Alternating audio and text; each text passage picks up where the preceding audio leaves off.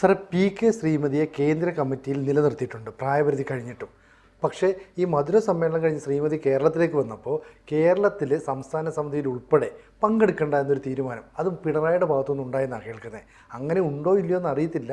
CPM-ലെ കാര്യമായതുകൊണ്ട് പുറത്തേക്ക് വരുന്നതൊന്ന് ഫിൽട്ടർ ചെയ്തിട്ടായിരിക്കുമല്ലോ സാറിന്? അല്ല, കുറച്ച് വ്യത്യാസമുണ്ട് ഈ പറഞ്ഞതിൻ്റെ അകത്ത്. മാതൃഭൂമിയിലാണ് ഒരു റിപ്പോർട്ടുള്ളത്, പി.കെ. ശ്രീമതിക്ക് പിണറായിയുടെ വിലക്ക് എന്ന് പറഞ്ഞിട്ട്.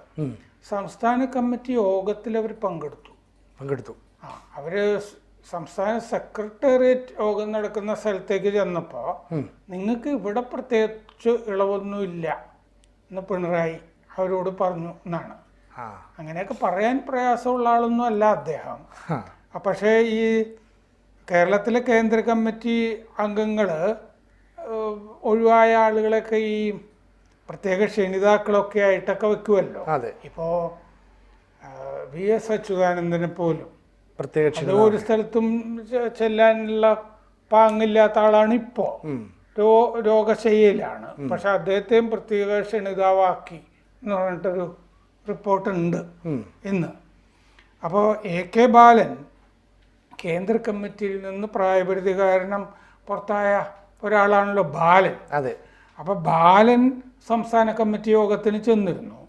അപ്പോൾ ബാലൻ പങ്കെടുക്കുന്നുണ്ട്. ബാലനോട് സാധാരണഗതിയിൽ ഒരു സ്ഥലത്ത് നിന്നും പുറത്തേക്ക് പോകാനായിട്ട് പിണറായി വിജയൻ പറയാൻ സാധ്യതയില്ല. പഴയ KSF കാലത്തെ സഹാക്കളാണ്, വിദ്യാർത്ഥി സഹാക്കളാണ്.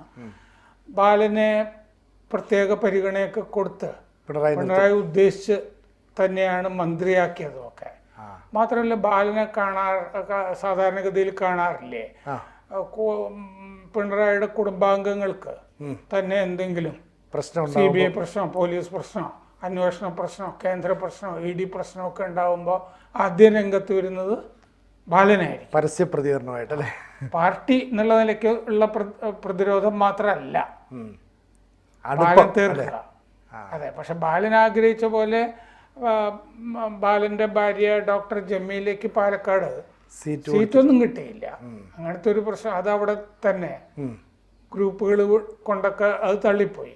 ആ പ്രശ്നം ബാലന് കാണും. പിന്നെ ബാലന് വേറെന്തോ ഒരു പ്രശ്നം ഉണ്ടെന്ന് റിപ്പോർട്ടുണ്ടല്ലോ. അതായത് ബാലൻ ഇപ്പം സെക്രട്ടറി, അതായത് AK സെൻറ്ററിൽ നിന്ന് 75 വയസ്സ് കഴിഞ്ഞുകൊണ്ട് ആ ഫ്ലാറ്റ് ഒഴിയേണ്ട ഒരു അവസ്ഥയാണ്. അപ്പം ബാലൻ ഫേസ്ബുക്കിൽ കുറിച്ചിരുന്നു, കുടിയിറക്കൽ ഭീഷണി ഞാൻ നേരിടുന്നു, കുടിയിറങ്ങേണ്ടി വരുന്നു എന്നൊക്കെ പറയുന്നു. അപ്പോൾ കുടിയിറങ്ങേണ്ടി വരിക എന്ന് പറഞ്ഞാൽ പ്രായപരിധി കഴിയുമ്പോൾ ഇയാൾ മാറണം, സഖാവ് മാറുന്നു.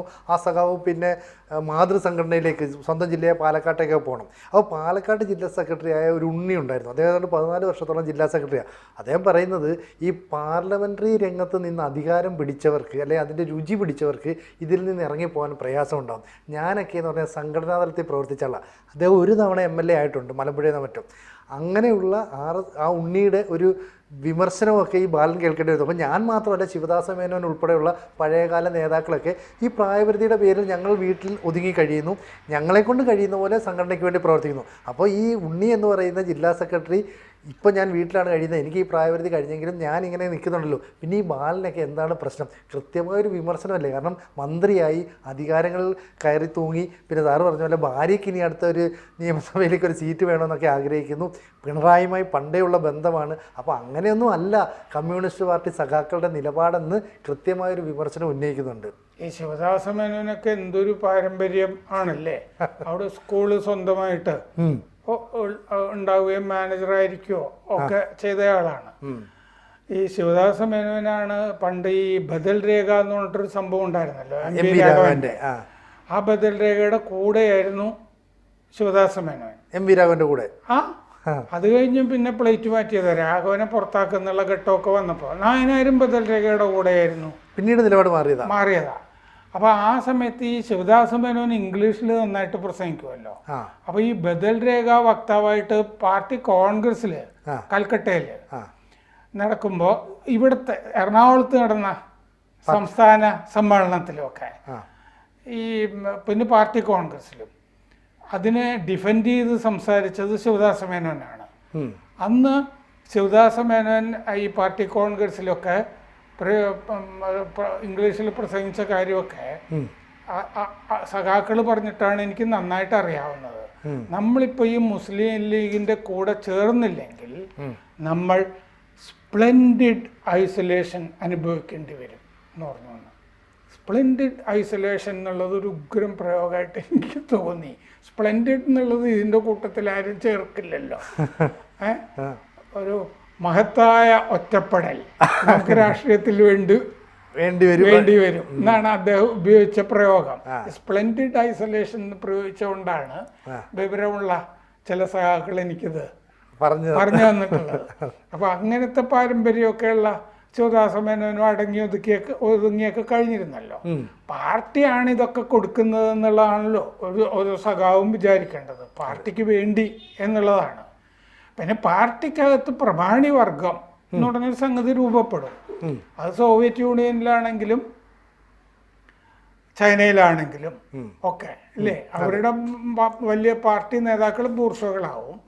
അവരുടെ മക്കള് വിദേശത്തേക്കൊക്കെ പോകും. ചിലപ്പോൾ അമേരിക്കയിലോ ബ്രിട്ടനിലോ ഹാർവാർഡിലോ ഓക്സ്ഫോർഡിലോ ഒക്കെ ആയിരിക്കും പഠിക്കുന്നത്. കാരണം അവർക്ക് സൗകര്യങ്ങളുണ്ടല്ലോ. ബർമിംഗ്ഹാമിലോ ഒക്കെ പഠിക്കാമല്ലോ. സാധാരണ സഖാക്കൾക്ക് അതൊന്നും പറ്റിയെന്ന് വരില്ല. അപ്പം അങ്ങനെ ഒരു പ്രമാണി വർഗം ഉണ്ടാകുമ്പോൾ പ്രമാണി വർഗമാകുമ്പോൾ അവർക്ക് കടക്ക് പുറത്ത് എന്നൊക്കെ പറയാം. ആ പ്രമാണി വർഗമായി മാറുന്നവർക്ക് പാവൻ സഖാക്കളോട് കടക്ക് പുറത്ത് എന്നൊക്കെ പറയാമല്ലോ. അങ്ങനെ ഈ സെക്രട്ടേറിയറ്റ് യോഗം നടക്കുന്നു AK സെന്ററിലെ മുറിയിൽ, കോൺഫറൻസ് റൂമിൽ. അപ്പോൾ പത്രസമ്മേളനം നടക്കുന്നതൊക്കെ അവിടെയാണല്ലോ. പണ്ടത്തെ കാര്യം ഓർമ്മയിലാണ് ഞാൻ പറഞ്ഞത്. അപ്പോൾ അങ്ങനെ ചെന്ന സ്ഥലത്തേക്ക് പിണറായി വിജയൻ അവരോട് പറഞ്ഞു എന്ന്, നിങ്ങൾക്ക് ഇവിടെ പ്രത്യേകിച്ച് ഇളവൊന്നുമില്ല എന്ന് പറഞ്ഞപ്പോൾ അവർക്ക് അപ്പോൾ നാണം കെട്ട് വിളിക്കാത്ത പന്തിയിലെ അല്ലേ സദ്യ പന്തി എന്നൊക്കെ പറയുന്ന അങ്ങോട്ട് ചെന്നാണല്ലോ. അപ്പൊ ഇവർക്കും കശ്മീരിൽ നിന്നുള്ള മുഹമ്മദ് യൂസഫ് തരിഗാമി ഉണ്ട്. അവിടെ മുമ്പ് തെരഞ്ഞെടുപ്പിനൊക്കെ നിന്ന് ജയിക്കുകയൊക്കെ ചെയ്തിട്ടുണ്ട്. അപ്പൊ തരിഗാമിക്കും ശ്രീമതിക്കുമാണ് ഈ പ്രായപരിധിയിൽ കേന്ദ്ര കമ്മിറ്റിയിൽ ഇളവ് കിട്ടിയിരുന്നത്. അപ്പൊ തരിഗാമി അവിടുത്തെ സംസ്ഥാന സെക്രട്ടേറിയറ്റ് യോഗത്തിൽ കശ്മീരിൽ പങ്കെടുക്കുന്നുണ്ടോ എന്ന് എനിക്കറിയില്ല. എന്നാലും തരിഗാമി അവിടുത്തെ സംസ്ഥാന സെക്രട്ടറിയേക്കാൾ കൂടുതൽ പ്രാധാന്യമുള്ള ആള് തന്നെയാണ്. അദ്ദേഹത്തിനോട് കടക്ക് പുറത്തെന്ന് പറയാനുള്ള സാധ്യത കുറവാണ് കാശ്മീരിൽ. പിന്നെ കാശ്മീരിൽ എന്ത് പാർട്ടി? അപ്പോൾ ഇവിടെയാണല്ലോ ആകെ പാർട്ടി ഉള്ളത്. അപ്പോൾ ഇവരോട് സെക്രട്ടേറിയറ്റ് യോഗം നടക്കുമ്പോൾ എല്ലായിടത്തും കയറി ചെല്ലാന്ന് വിചാരിച്ചു. നിങ്ങൾക്ക് ഇവിടെ ഒന്നും ഇളവില്ല. എന്താന്ന് വെച്ചാൽ പാർട്ടിക്ക് ഒരു ഘടകം നിശ്ചയിച്ചു കൊടുത്താൽ ആ ഘടകത്തിലാണ് സഖാവ് പോയി പങ്കെടുക്കേണ്ടതും സംസാരിക്കേണ്ടതും. അവരുടെ ഘടകമായിട്ട് നിശ്ചയിച്ചു കൊടുത്തിരിക്കുന്നത് കേന്ദ്ര കമ്മിറ്റിയാണ്. അപ്പോൾ അവർ പോയാൽ മതി. പക്ഷെ ഞാൻ PB അംഗമാണ്, കേന്ദ്ര കമ്മിറ്റി അംഗമാണെന്ന് പറഞ്ഞിട്ട് എല്ലായിടത്തും ചെല്ലുന്നു എന്ന് പറഞ്ഞിട്ട് ചില ആളുകൾ ഈ കരയോഗം പ്രസിഡന്റാന്ന് പറഞ്ഞിട്ട് എല്ലായിടത്തും കയറി ചെല്ലില്ലേ എന്നൊക്കെ പറയുന്നത് പോലെ മറ്റേ ഒരു സിനിമയില് ഇന്നസെന്റ് കരയോഗം പ്രസിഡന്റാന്ന് പറഞ്ഞിട്ട് അഭിനയിക്കാനും ഒക്കെ വരുന്നത് മൊത്തം. അപ്പൊ എല്ലാവർക്കൊന്നും പറ്റില്ല. അവരവരുടെ ഘടകത്തിൽ പോകേണ്ട കാര്യം ഉണ്ടായിരുന്നുള്ളൂ. പിന്നെ ബാലനും സത്യത്തിൽ ഈ സംസ്ഥാന കമ്മിറ്റി യോഗത്തിൽ പങ്കെടുക്കാൻ ചെല്ലേണ്ടിയിരുന്നോ എന്നുള്ള കാര്യം എനിക്ക് സംശയമാണ്. പിന്നെ ചിലപ്പോൾ ചിന്താ പബ്ലിഷേഴ്സിൽ നിന്ന് വാങ്ങിച്ച വല്ല പുസ്തകമൊക്കെ കൊടിയൊഴിയാണല്ലോ ഫ്ലാറ്റിൽ നിന്ന്, അതെടുക്കാനൊക്കെ ആയിട്ട് ബാലൻ പോയതായിരിക്കും ഇല്ലേ. ചിലപ്പോൾ ഈ വയലോപ്പള്ളിയുടെ കൊടിയൊഴിക്കൽ എന്ന് പറഞ്ഞ കവിതാ സമാഹാരമൊക്കെ ഇല്ലേ, അതൊക്കെ എടുക്കാനൊക്കെ പോയതൊക്കെ ആയിരിക്കും. പിന്നെ ഒന്ന് കയറിയിട്ട് പോവാന്ന് വെച്ചാണ്. അപ്പൊ ബാലൻ ഏതായാലും ഉണ്ട്. ഇനി അവർ സംസ്ഥാന കമ്മിറ്റി യോഗത്തിനും പോകണമെന്നില്ല. അവർക്ക് അവിടെ ഫ്ലാറ്റ് ഉണ്ടായിരുന്നില്ല. ഈ കേന്ദ്ര കമ്മിറ്റിയിലേക്ക് ഇവർക്ക് ഇളവ് നൽകിയതൊക്കെ തന്നെ ഈ CPM-ന്റെ കേന്ദ്ര കമ്മിറ്റി യോഗത്തിലായിരിക്കുമല്ലോ തീരുമാനമൊക്കെ ഉണ്ടാകുന്നത്. പക്ഷേ നമുക്കറിയാം CPM-ന്റെ ദേശീയ ജനറൽ സെക്രട്ടറി എന്ന് പറയുന്നത് MA ബേബിയാണ്. ഈ അടുത്ത സമയത്ത് AKG സെൻറ്റർ ഉദ്ഘാടനം ചെയ്തപ്പോൾ പിണറായി വിജയൻ നാട മുറിക്കുന്നതിൻ്റെ 4-5 ആളുകളുടെ പിന്നിലാണ് ഈ ദേശീയ ജനറൽ സെക്രട്ടറി നിൽക്കുന്നത്. പക്ഷേ EMS-ൻ്റെ കാലത്തൊക്കെ അങ്ങനെ ആയിരുന്നില്ലല്ലോ. ഒരുപക്ഷെ ഈ പറയുന്ന AKG സെൻറ്റർ ഉദ്ഘാടനം ചെയ്യാൻ പിണറായിയേക്കാൾ ഒരുപക്ഷെ യോഗ്യത ഈ ദേശീയ ജനറൽ സെക്രട്ടറിക്കല്ലേ. അപ്പോൾ MA ബേബിയെ ഉൾപ്പെടെ സംസ്ഥാന നേതൃത്വം ഇപ്പോഴും മാറ്റി നിർത്തിയിരിക്കുകയാണ്. അപ്പോൾ PK ശ്രീമതിയുടെ അടുത്ത് കടക്ക് പുറത്തു എന്നൊക്കെ പറഞ്ഞാൽ അതിലൊട്ടും അത്ഭുതമില്ലല്ലോ. ഈ ഉദ്ഘാടനത്തിൻ്റെ കാര്യം നിങ്ങൾ പറഞ്ഞപ്പോൾ പെട്ടെന്ന് എൻ്റെ ഓർമ്മയിൽ വന്നത് ഹർകിഷൻ സിംഗ് സുർജിത്ത് ഒക്കെയാണ്. അങ്ങനത്തെ ആളുകളൊക്കെ ഉണ്ടല്ലോ. അതെ, പാർട്ടി ജനറൽ സെക്രട്ടറിക്ക് ആയിരുന്നു. EMS ആയിരുന്നു എന്ന് വിചാരിക്കുക, ഹർകിഷൻ സിംഗ് സുർജിത്ത് ആയിരുന്നു എന്ന് വിചാരിക്കുക. അവരൊക്കെ ആയിരുന്നെങ്കിൽ AK സെൻറ്റർ ഉദ്ഘാടനം ചെയ്യുന്നത് തീർച്ചയായിട്ടും അവരാകുമായിരുന്നു. പക്ഷെ സീതാറാം യെച്ചൂരി ആയിരുന്നെങ്കിൽ ആകുമായിരുന്നില്ല. അങ്ങനെ വ്യത്യാസമുണ്ടല്ലേ? പിണറായി വിജയൻ സീതാറാം യെച്ചൂരിയെ കൊണ്ട് ഉദ്ഘാടനം ചെയ്യിക്കില്ലല്ലോ. ആ സംഭവമാണല്ലോ MA ബേബിക്കുള്ളത്.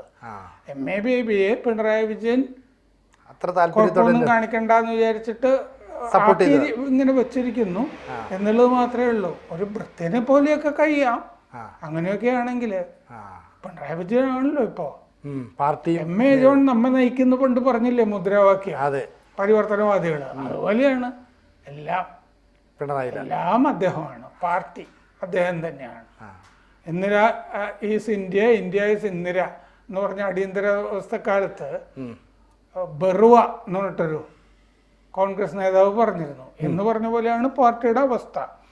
അപ്പോൾ MA ബേബിയുമായും MV ഗോവിന്ദനുമായും ഞാൻ സംസാരിച്ചപ്പോൾ അവർ കുഴപ്പമൊന്നും പറഞ്ഞില്ല എന്ന് ഇറങ്ങിപ്പോകാനായിട്ട് പറഞ്ഞപ്പോൾ പിണറായി വിജയനോട് ശ്രീമതി പറഞ്ഞു എന്നാണ് വാർത്തയുടെ അകത്തുള്ളത്. അപ്പോൾ കേന്ദ്ര കമ്മിറ്റിക്ക് മാത്രമേ പരിധി ഇളവ് ബാധകമാവൂ എന്ന് പറഞ്ഞപ്പോൾ അവർ ഇറങ്ങിപ്പോവുകയും ചെയ്തു. അവർ പറഞ്ഞത് MA ബേബിയെയും ഗോവിന്ദനുമായിട്ട് ഞാൻ സംസാരിച്ചിരുന്നു, അതുകൊണ്ട് ഇങ്ങോട്ട് വന്നാണെന്ന് പറഞ്ഞാൽ നടക്കുമോ? പിണറായി വിജയനോട് ചോദിച്ചിട്ട് വേണ്ടേ അങ്ങോട്ട് പോകാൻ, അല്ലേ? അദ്ദേഹമല്ലേ എല്ലാം എല്ലാം, വിധാതാവല്ലേ അദ്ദേഹം, കാരണഭൂതമല്ലേ? അദ്ദേഹത്തിനോട് ചോദിക്കേണ്ടിയിരുന്നു. ഈ മര്യാദ അവർ കാണിച്ചില്ല. സ്വയം കൃതാനർത്ഥമാണിത്. അതുകൊണ്ട് അവർ പങ്കെടുത്തില്ല. പക്ഷെ ആ മര്യാദ മറ്റേ ബാലനുണ്ടായിരുന്നു. ബാലൻ അങ്ങോട്ട് കയറിച്ചൊന്നുമില്ലല്ലോ.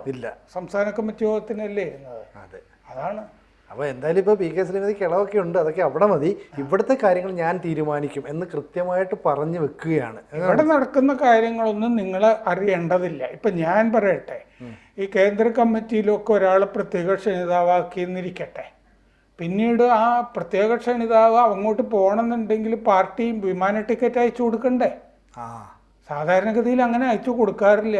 പ്രത്യേക ക്ഷണിതാവാക്കി എന്നൊക്കെ പറയും, മര്യാദക്കുള്ള അംഗങ്ങൾക്കൊക്കെ കൊടുക്കാറുള്ളൂ.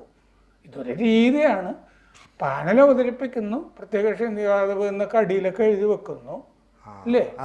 പ്രത്യേക ക്ഷണിതാവായിട്ട് ബ്രിട്ടാസിനെ വെച്ചിട്ടുണ്ടെങ്കിൽ ചിലപ്പോൾ ഫ്ലൈറ്റ് ടിക്കറ്റ് അയച്ചു കൊടുത്തു എന്ന് വരാം. അതെല്ലാവർക്കും ബാധകമല്ല. അതാണ് ബ്ലൂ ഐഡ് ബോയ് എന്നൊക്കെ പറയില്ലേ? അങ്ങനെ ചില പ്രത്യേക പദവികളൊക്കെ ഉള്ളവർക്കൊക്കെ ഇത് ബാധകമാവും. ഇതെന്തുകൊണ്ട് ശ്രീമതിക്ക് മനസ്സിലായില്ല? കൂടുതൽ വാർത്തകളും വിശേഷങ്ങളും നിങ്ങളിലേക്ക് എത്താൻ ABC മലയാളം സബ്സ്ക്രൈബ് ചെയ്യുക, ബെൽ ബട്ടണും അമർത്തുക.